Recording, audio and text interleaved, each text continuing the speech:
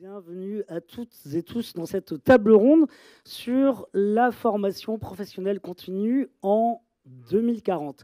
Alors, ce qu'on vous propose de vivre ensemble pendant une demi-heure, c'est une approche originale de la prospective. On a entendu ce matin toute l'incertitude qui pèse un peu sur nos épaules à l'ère de ces transitions digitales, écologiques, démographiques.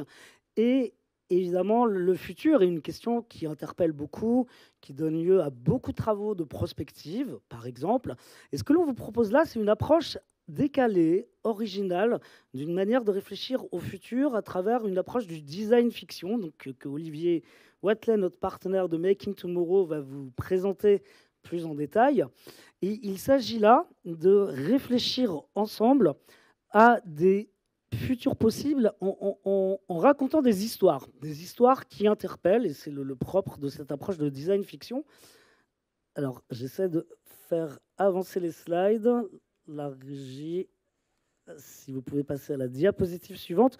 Donc, ce que nous allons vous présenter là, ce sont des résultats, des résultats provisoires, intermédiaires, d'un projet Erasmus+, en cours, qui est porté par Centre Info et qui porte sur cette approche de prospective par le design fiction sur les futurs de la formation professionnelle en 2040. Le but, c'est pas de faire de la prospective classique comme on le fait d'habitude, où on essaye de prédire ce qui va se passer, mais le but, c'est vraiment d'outiller l'écosystème à appréhender le futur à travers des débats, pour ne pas subir un futur non souhaitable, pour ne pas subir des transformations non désirables, et pour être en capacité de faire des choix éclairés. Le but de ce projet est d'outiller l'écosystème à travers des histoires qui permettront d'organiser des débats, donc ce qu'on appelle des objets frictionnels, hein, des fictions qui font friction. Alors, je fais un petit warning, du coup, c'est vraiment original comme approche. On n'a pas prétention, d'une part, à épuiser tout l'éventail des possibles. On n'a même pas la prétention de faire de la prévision classique. Nous ne sommes pas des astrologues du futur. Par contre, on est des narrateurs. On aime tous se faire raconter des histoires. C'est un truc voilà, qui anime l'être humain depuis sa plus tendre enfance. Et c'est donc ce que l'on vous propose de vivre à travers quelques extraits qu'on va vous présenter notre travail en cours de ce projet qu'on a commencé il y a 7 mois. On a travaillé sur 6 scénarios qui seront les ébauches pour des articles, et le résultat final de ce projet, qui sera accessible à tous, sera un magazine avec des histoires. Le but, encore une fois, étant d'outiller les acteurs de l'écosystème pour, si vous le souhaitez, dans vos organisations, là où vous travaillez, là où vous agissez, organiser des débats, réfléchir à des thématiques particulières. Vous y trouverez dans ce magazine des histoires et un guide pour organiser des débats. Et donc, dernier point, c'est des contenus disruptifs. Donc, l'originalité de ce projet, c'est aussi que nous allons vous présenter des éléments qui ne sont pas consensuels. On est dans un écosystème où on a l'habitude de partager des éléments plutôt consensuels. Là, le côté poil à gratter des histoires dont on va vous raconter des tout petits bouts dans cette demi-heure, c'est exprès. Donc, ce sont des histoires pour faire débattre, réagir. Ça veut bien sûr dire que ce n'est pas ce que nous souhaitons ou ce n'est pas ce que nous prédisons. Et c'est un travail que l'on réalise dans le cadre de ce partenariat, donc d'un partenariat européen Erasmus+. Bonjour, donc Michel Jouini, chargé d'études à Centre Info. Alors donc nous avons ce projet qui est financé par le programme européen Erasmus+. Donc vous connaissez probablement Erasmus+ pour ses financements de mobilité, mais donc il finance aussi des projets de coopération entre structures européennes pour répondre à des thématiques et des enjeux communs. Et dans le cadre de notre projet, nos thématiques sont la transition écologique et la transition numérique, qui sont deux enjeux, disons, cruciaux pour bâtir l'avenir. Au niveau du consortium, Centre Info, qui est donc qui a une mission perpétuelle d'animation du débat public et de promotion de l'innovation dans la formation et porteur de projets.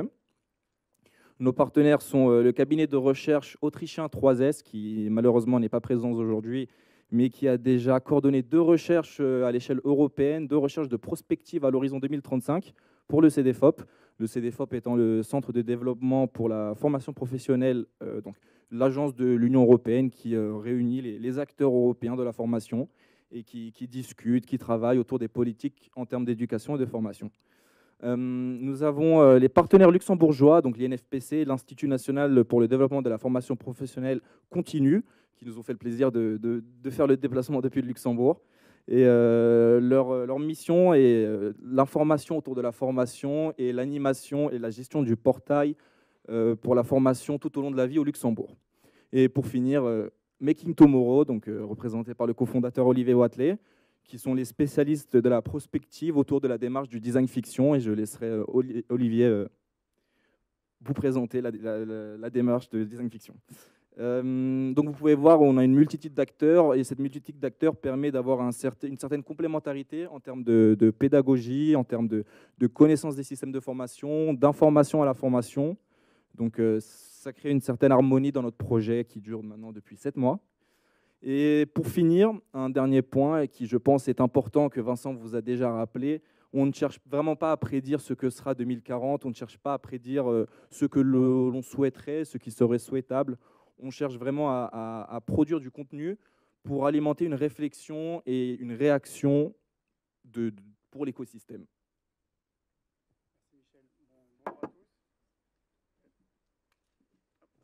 Bonjour à tous. Voilà.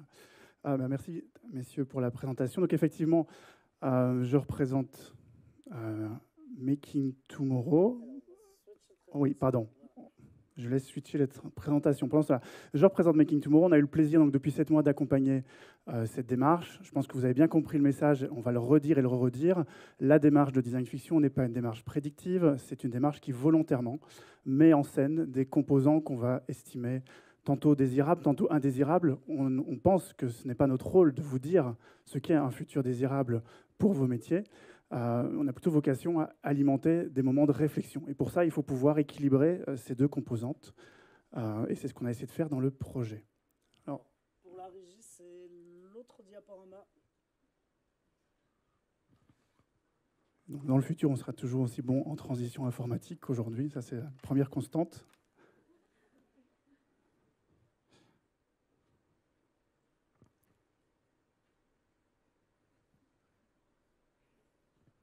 Voilà, extraordinaire, merci, merci beaucoup. Donc, on a 20 minutes pour se parler et vous présenter ce design fiction dont vous avez eu déjà quelques mots. On l'a évoqué tout à l'heure, la prospective, c'est une discipline qui est très importante, qui va vous permettre de vous projeter dans les futurs pour prendre des décisions. L'outillage prospectiviste, c'est un outillage qui est essentiellement prédictif, au sens où, quand on veut engager des ressources et des moyens, on doit pouvoir anticiper ce qui va devenir pour pouvoir donner les bonnes ressources, investir les bons projets de recherche et se préparer à quelque chose qui est devant nous. Donc on a souvent cette volonté, un peu comme la météo, de savoir ce qui va se passer le week-end pour anticiper le suite de sa journée. Malheureusement, ou heureusement, c'est selon, l'avenir n'est pas aussi prédictif que cela. L'avenir est beaucoup plus incertain. Et surtout, quand on veut explorer de manière créative, on a besoin d'ouvrir les possibilités. Et une des briques fondamentales du design fiction, qui fait que cette méthode qui existe depuis une dizaine d'années, qui s'ancre elle-même dans une tradition plus ancienne du design, une des briques fondamentales, c'est d'aller chercher dans un laboratoire à idées qui est vraiment très vaste, extraordinaire, qu'est la science-fiction. Alors la science-fiction, c'est quelque chose auquel vous êtes peut-être familier ou pas. C'est une des briques du design fiction, ce n'est pas la seule. Et qu'est-ce qu'elle va permettre de faire? Elle va permettre de rendre compte de propositions plus radicales des futurs. Donc j'ai choisi ici un extrait que ceux qui ont mon âge et un peu plus connaissent, hein, les Matrix. Bon, ceux qui sont plus jeunes, qui ont vu que le dernier, je suis désolé pour vous, ce n'était pas terrible. Pour ceux qui connaissent la trilogie, vous vous souvenez, on est dans un monde virtuel dans lequel on va pouvoir acquérir des compétences de manière instantanée. Alors ça, c'est de la pure SF. Tous les experts des apprentissages que vous êtes se dire « Ok, ça, c'est vraiment quelque chose qui est hors du cône de vraisemblance. » Et c'est vrai que dans l'absolu, se réveiller un matin en disant « Je maîtrise le kung-fu et je suis capable de l'appliquer », ça relève vraiment des imaginaires de l'impossible. Et pourtant, cet imaginaire, cet impossible, ça a des vertus. Et c'est précisément les vertus du design fiction. Et je vous donne un exemple. C'est la démarche de la Red Team des armées françaises, qu'on a eu le plaisir de co-animer pendant les 4 années du projet avec d'autres partenaires, sous la direction de la DGA et de l'université PSL qui avait la maîtrise du programme. Les armées françaises se sont posées à peu près la même question, à savoir, et si demain, la société civile, nos éventuels opposants, avaient cette capacité d'acquérir de la connaissance de manière instantanée. Alors, c'est une hypothèse qui, au niveau neurologique, au niveau technologique, n'est pas non plus totalement réalisable, puisqu'il commence à y avoir des expérimentations intéressantes en termes d'acquisition de compétences, en termes de technologie, on pense à Neuralink et à d'autres. Et donc l'enjeu, ce n'est pas tellement de dire est-ce que c'est crédible, est-ce que ça va arriver en 2040, en 2050, c'est plutôt prenons cette hypothèse extrême pour jouer un angle inattendu par rapport à des problématiques fortes pour les armées. Des problématiques telles que l'accès à la formation. Et si demain, former un fantassin, c'était plus aller dans une caserne pendant plusieurs mois, mais tout un chacun pouvait compiler de la connaissance. Si demain, le recrutement d'une armée ne se faisait plus par les mécanismes habituels, mais par de la cooptation ici, on avait imaginé un scénario avec des petites cartes à puces qui viennent instantanément délivrer un nouveau stock de connaissances, et bien on a d'autres modalités de recrutement, d'autres modalités d'engagement. Et puis surtout, on a un environnement qui change radicalement parce que les citoyens ont des capacités ici de montage d'une arme instantanée. Donc l'objectif du design fiction, c'est prendre des hypothèses radicales, d'aller plus loin, de rendre possible des éléments qui ne le sont peut-être pas, pour provoquer la réaction, provoquer la réflexion et, dans le cadre des armées, identifier des nouvelles doctrines, des nouvelles manières de s'organiser et toucher de près des enjeux sérieux. Et c'est ça le design fiction. C'est une pratique qui rend présent l'avenir, au sens littéralement, on va essayer de faire que cette chose, elle existe pour vous, pour permettre de créer des débats, et puis ensuite, bien sûr, poser des questions et inventer vos propres futurs. Donc, le design fiction n'est pas, en tout cas dans notre conception, et la conception de la plupart des gens qui le pratiquent, une démarche prescriptive, mais plutôt une démarche qui va soutenir la réflexion et qui va combiner de la science, mais aussi de la science-fiction, du design et de la prospective en bonne et due forme. Et c'est ce qu'on a mis dans ce projet. Et c'est ce que nous faisons au sein du collectif Making Tomorrow pour l'armée, pour le champ spatial, pour l'alimentation. Bref, aujourd'hui, et c'est une bonne nouvelle, l'avenir est un sujet qui interpelle et on a de plus en plus l'occasion de questionner les futurs, notamment avec cette approche-là. Alors le projet qu'on a mené ensemble, nous, notre apport il est méthodologique, hein, c'est surtout les différents acteurs qui vous ont été présentés qui travaillent. On a ce plaisir de les regarder travailler, on leur donne des consignes et puis on les juge. Donc on a un rôle vraiment extraordinaire et en plus on est rémunéré pour ça, donc c'est formidable. Et donc on essaie quand même de travailler ensemble, je rigole bien sûr, de travailler ensemble sur quelque chose qui soit le plus intéressant possible. Et intéressant, ça veut dire un sujet débattable. Donc ce qu'on a fait, c'est qu'on s'est appuyé sur des travaux de prospective qui avaient déjà été réalisés préalablement. On ne voulait pas mettre de ressources sur cette dimension-là. Et puis se poser des questions de type « et si ?» Et si demain, finalement, cette tendance, elle devenait massive? Et si demain, cette technologie, elle devenait décisive? Et si demain, etc., etc. Et traduire cela sous la forme d'artefacts, c'est-à-dire des objets qui permettront la discussion. Et parmi les objets les plus connus, les plus intéressants du design fiction, eh bien, on retrouve le format magazine. Littéralement, j'en ai amené un pour que vous puissiez constater que c'est bien un petit magazine. L'objectif de ce petit magazine, c'est comme à l'instar d'ici du Salon de l'Agriculture, où on avait fait une démarche équivalente, c'est de permettre de donner à l'occasion à tout un chacun de s'approprier ses futurs pour ensuite en débattre dans le cadre de formats d'ateliers, dans le cadre de formats de workshops de nature très, très différentes. Préparer le magazine Immersion dans la formation en 2040, on a travaillé des bases narratives on va vous présenter vraiment des petits extraits et on les a travaillés aussi avec des ateliers. Donc on a fait réagir des parties prenantes au niveau français, luxembourgeois, autrichien pour avoir un peu des retours déjà sur qu'est-ce qui est pertinent ou non comme interpellation, et c'est ce que l'on va vous présenter maintenant. Voilà. Le teasing est plus long que la présentation, ça, je ne sais pas si c'est bon ou mauvais signe, mais on y arrive. Donc, effectivement, on a aujourd'hui travaillé sur 6 scénarios. Alors, ces 6 scénarios n'ont pas vocation à être pérennes, mais à adresser un certain nombre de sous-problématiques, le rapport à l'IA, l'accès à la formation, les évolutions du monde du travail, on l'a évoqué, l'environnement, les ruptures professionnelles et comment coopérer à l'échelon européen. Et on a décidé aujourd'hui, pour vous donner un petit peu de matière, vous avez compris, c'est un programme qui est en construction, vous donnez 4 coups de sonde et de vous faire réagir. Très simplement, je vais vous demander de lever la main. Il n'y a aucun engagement d'autre. Si vous levez la main, je ne vous interpellerai pas après. Soyez rassurés, en général, ça bloque. Donc, on vous propose 4 coups de sonde dans ces futurs qu'on a imaginés. Le premier coup de sonde, c'est un futur sur lequel je sais que les partenaires ne sont pas tous très à l'aise parce qu'il vient un peu heurter à la façon que vous avez de projeter de manière désirable la formation continue. C'est une technologie, ou en tout cas une offre d'assurance formation.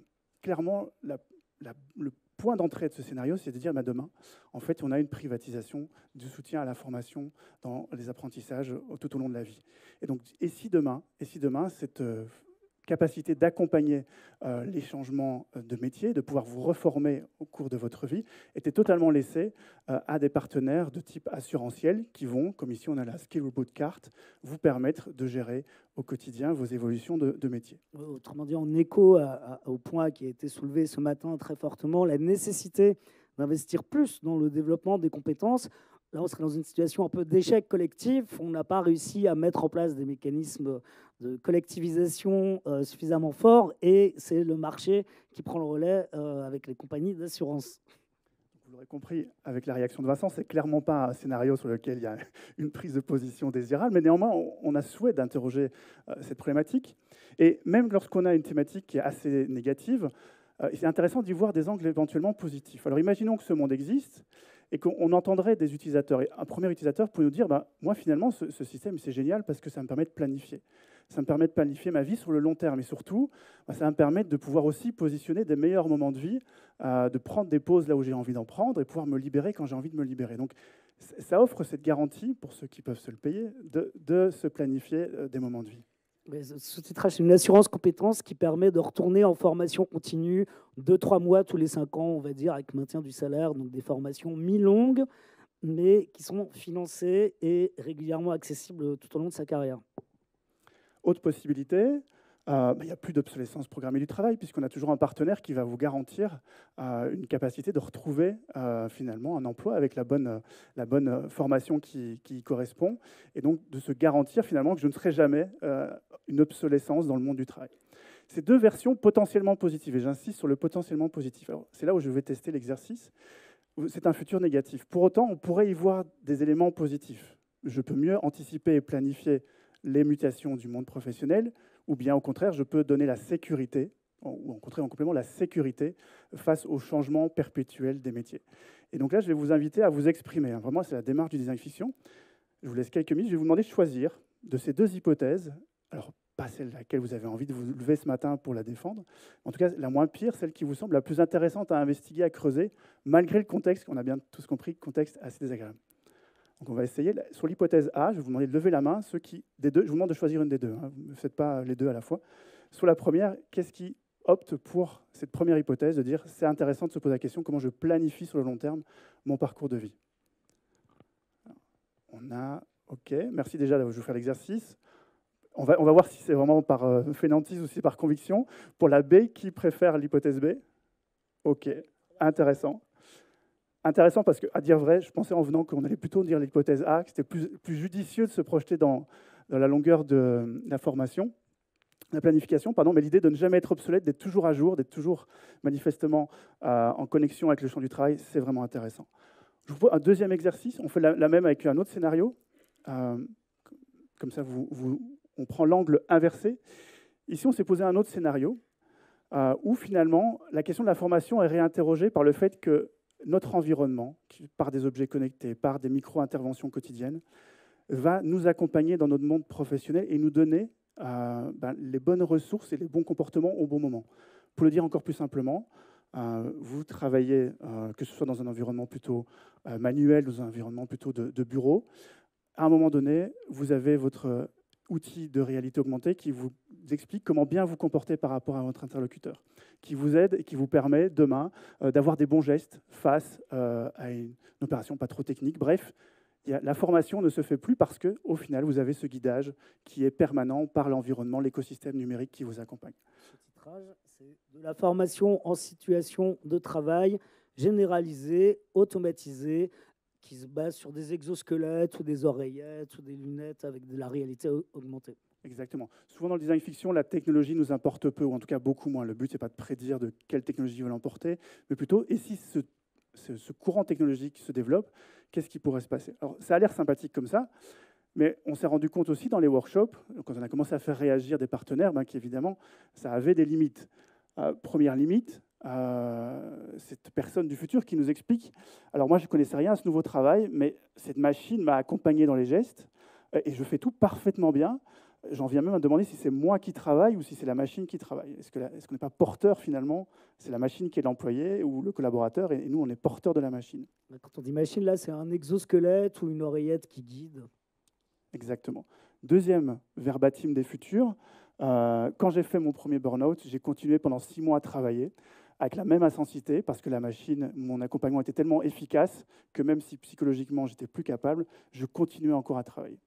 Alors là, je vous demande la question inverse. Entre ces deux hypothèses, je vois que vous souriez, donc vous avez très envie d'être dans ce futur. Entre le futur A et le futur B, quel est le futur qui vous inquiète le plus? Quel est le risque qui vous inquiète le plus? Alors, je pense que vous avez votre opinion sur le risque A. Décidément, le A, aujourd'hui, je n'aurais pas dû miser dessus. Le risque B, ok, assez clair. J'imagine que cette composante bien-être a dû vraiment vous interpeller massivement. Et c'est vrai que dans les ateliers qu'on a menés, cette dimension bien-être qu'on n'avait pas forcément mis en scène dans nos premiers scénarios, il s'est avéré qu'elle était très importante pour les partenaires. Je vais m'arrêter sur ces deux exemples parce qu'on arrive au terme du temps qu'on a pour nous. Non, encore un? Allez, encore un. Bon, je ne vais pas m'arrêter sur cet exemple alors. Je vais en passer un quand même. Et je vais vous en présenter un dernier qui ne sera pas celui-là. Voici. Parce que celui-ci est assez transversal et donc il a beaucoup interpellé aussi, et c'est une des briques des scénarios. Et si demain, finalement, nos dispositifs de type IA étaient à ce point performants pour tracer tous nos comportements, connaître nos habitudes de vie, connaître qui nous sommes, que le meilleur conseiller pour évoluer, c'est mon intelligence artificielle personnelle qui va me guider, qui va me donner les bonnes recommandations et qui va aller chercher dans qui je suis les meilleures ressources pour me réorienter ou pour me guider, me conseiller. Je m'excuse, je n'ai pas les bons termes, on ne parle pas d'orientation. Mais en tout cas, pourra m'amener dans les bonnes directions professionnelles. Donc, extraordinaire, n'est-ce pas? Mais évidemment, toute chose extraordinaire a son versant, à son versant négatif. Voilà, donc ce titrage, c'est les données personnelles et professionnelles sont moulinées en permanence. Et ensuite, on a ce conseiller IA qui nous aide à évoluer. Exactement. Et là, je me rends compte en lisant que ceci est assez positif. Donc, je reprends mon speech de tout à l'heure. Et vous voyez bien qu'on peut interpréter les scénarios de deux manières. Certes, les éléments peuvent être négatifs, peuvent être positifs, mais aussi ça pose la question de l'humain. Quelle est la place de l'humain par rapport au conseil?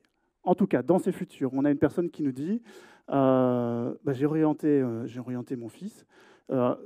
C'est génial parce qu'en fait, ça lui a permis de se positionner sur des métiers qui sont essentiels pour pouvoir accomplir la transition écologique, qui demande des métiers capables d'y répondre et d'être disposés à justement remplir toutes les tâches nécessaires à cette fameuse transition écologique. Dit autrement, avoir les personnes capables de faire les plans nécessaires pour transitionner.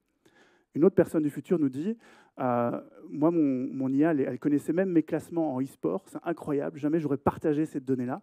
Et grâce à ça, finalement, elle a découvert que j'avais des compétences en codage qui étaient exploitables et qui étaient utiles et qui pouvaient m'orienter vers un métier de script designer qui, je vous rassure, n'existe pas aujourd'hui, mais bien sûr, demain, pourrait exister. Donc, on a ici, par rapport à cette idée de surreprésentation des IA, qui a été beaucoup débattue dans les workshops, et on voit bien que le modèle de on-off humain sans humain n'est pas acceptable et que dans nos débats, on s'oriente vers des hybrides, on a quand même ces possibilités, dès lors que la donnée est partagée, de pousser vers des modes de formation continue un peu nouveaux. Là, je pense que ce sera peut-être... Enfin, je ne sais pas, je ne vais rien dire. Donc, même exercice, quel est l'élément de futur qui vous paraît le plus intéressant à investiguer positivement? Des métiers pour la transition ou d'être capable d'aller chercher des ressources et des compétences très finement auprès de chacun pour les faire évoluer et faire grandir. L'hypothèse A, OK, comme avant. Décidément, le A n'est pas le bon cheval du jour. Le B, très bien. Donc, pas d'injonction à la transition et pas de job imposé à tous. Évidemment, les choses ne sont pas aussi simples. Et c'est vraiment le but de ce petit exercice. Et merci d'avoir joué le jeu. Le design fiction, l'objectif, quand on tangibilise, c'est d'avoir des questions plus fines que vous aimez, vous n'aimez pas, vous levez la main, vous baissez la main. Le but, c'est d'aller vers des modes d'interpellation et de workshop qui soient beaucoup plus nuancés. Vous comprendrez que la salle ne s'y prétend pas. On a voulu vous solliciter de la sorte, mais l'objectif, c'est bien de vous montrer comment explorer les futurs par le design fiction. C'est se confronter à des hypothèses qui sont à la fois a priori intéressantes, interpellantes positivement, mais qui ont ce versant négatif, et vous aider sur cette base beaucoup plus concrète de définir votre futur désirable et de voir comment ensuite mettre en œuvre des projets concrets pour y tendre. Et c'est bien le but du projet qu'on réalise ensemble. Et cette méthodologie du design fiction est assez intéressante puisque Dans nos travaux, nous sommes en perpétuelle réflexion. Nous apportons des idées à chaque nouvel atelier, puisque donc nous sommes réunis entre collègues, entre participants, et nous avons évoqué des thèmes, des aspects généraux qui, la semaine d'après, pouvaient être remis en question suite à certaines réflexions. Les workshops que nous avons faits avec les parties prenantes externes, que ce soit luxembourgeoises, autrichiennes et françaises, ont apporté encore de nouvelles dimensions. Et cette dimension européenne est assez intéressante parce qu'elle permet de voir quand même qu'il y a une certaine différence je ne vais pas utiliser le mot prédire parce que ce n'est pas ce qu'on veut dire, mais de voir l'avenir en fonction des différents pays, en fonction des différents milieux, puisque dans les parties prenantes présentes, il pouvait y avoir des universités, des centres de formation pour apprentis, des ministères, donc différents points de vue, différentes visions qui nous ont apporté une certaine réflexion continue. Voilà. Et aujourd'hui encore, vous avez fait ces choix. Peut-être que dans une semaine, en voyant de nouvelles choses, vous allez changer d'idée. Donc voilà, cette démarche de design fiction est très intéressante puisqu'elle apporte une réflexion perpétuelle. Et pour conclure, donc, je vais demander à la régie de switcher sur l'autre diaporama où on va vous laisser un QR code et une adresse mail si vous souhaitez être tenu au courant. Donc, ce projet aboutira à un magazine avec un guide pour faire débat. Et ce magazine, il vous est destiné vraiment pour pouvoir vous approprier cette démarche. Pour conclure et faire le lien avec ce qui a été dit ce matin par Olivier Las-Vernias, les transitions que nous vivons, que nous affrontons, qui sont devant nous, sont pétries de contradictions et de paradoxes. Et ça résonne bien, vous l'aurez compris, avec cette démarche de design fiction, où c'est ni la dystopie, ni l'utopie, mais des choses mélangées avec des aspects positifs, des aspects négatifs qui permettent d'ouvrir le débat et de faire débattre. Merci beaucoup d'avoir joué le jeu. Merci.